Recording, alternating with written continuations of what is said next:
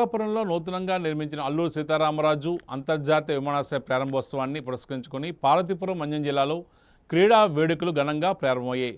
జిల్లా క్రీడల అభివృద్ధి సంస్థ ఆధ్వర్యంలో ఉత్తరాంధ్ర కళలకు రెక్కలు అనే థీమ్తో ఈరోజు 5K రన్ నిర్వహించారు.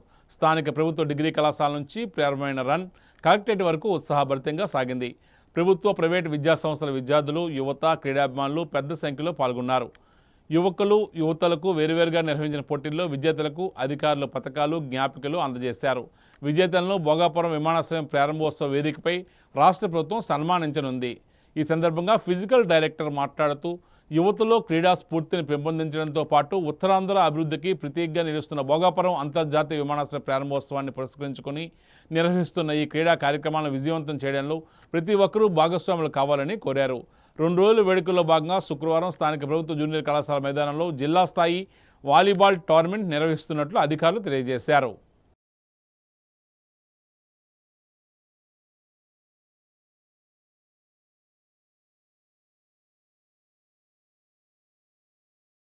అంతర్జాతీయ విమానాశ్రయం ప్రారంభోత్సవ సందర్భంగా శ్రీ గౌరవ కలెక్టర్ గారి ఆదేశాల మేరకు డిఎస్డిఓ గారు ఆధ్వర్యంలో ఈరోజు మనం శ్రీ వెంకటేశ్వర డిగ్రీ కాలేజీ నుంచి కలెక్టరేట్ వరకు 5K రన్ నిర్వహించుకోవడం జరిగింది.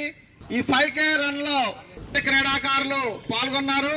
వారందరికి కూడా అభినందనలు తెలియజేసుకుంటున్నాము. బహుమతులు వచ్చిన వాళ్ళే విజేతలు కాదు, మీ 5K రన్ కంప్లీట్ చేసిన వాళ్ళందరూ కూడా విజేతలే. కాసేపు విరామం.